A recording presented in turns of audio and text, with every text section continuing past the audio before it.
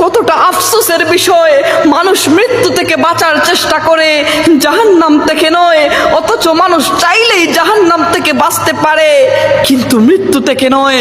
আল্লাহ পাক কোরআনে ইরশাদ করেন, কুল্লু নাফসিন যায়কাতুল মাউত, প্রত্যেক প্রাণীকেই মৃত্যুর স্বাদ গ্রহণ করতে হবে। ভাই আমার, তোমার কি এমন ক্ষমতা আছে, মালাকুল মউত যখন তোমার দরবারে এসে হাজির হবে, তোমার জানটা কবজ করার আগে তোমার থেকে পারমিশনটাও নিবে না?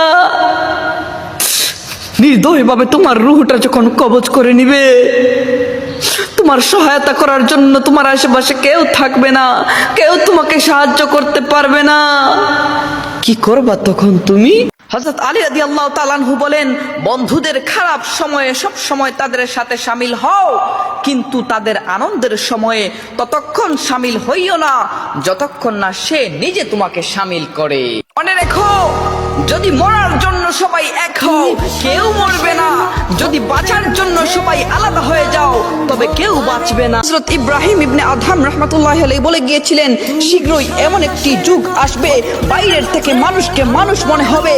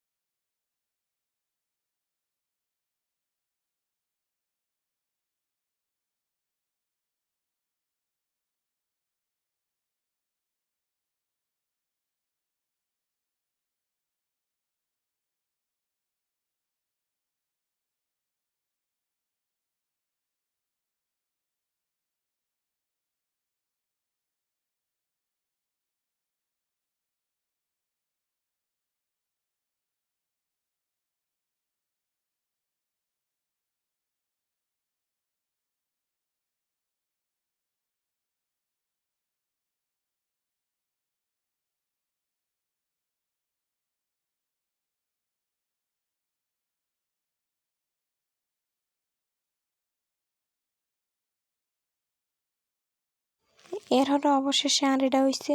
অনারের গদুর কইয়ের মধ্যে হ্যাঁ এটার একটা ভালো করে ইয়ে করে দিছি ওর চাইছি একটু ক্যাম্প ভিডিও হয়নি আর দি চাইছি চাই অল্প দেয় এবারে কি প্রেমের সন্ধ্যা মাইন্ড করে না করে তেল দিয়ে দিছি দিয়ে আর রেখেছি কি ক্যামেরাটা একটা আর জায়গায় রাখছি মনে হইতেছে যেন আকাশের ছবি তুলতেছি আর কুদু দিয়ে দিছি এনতে ডো কুদু আইন দিছি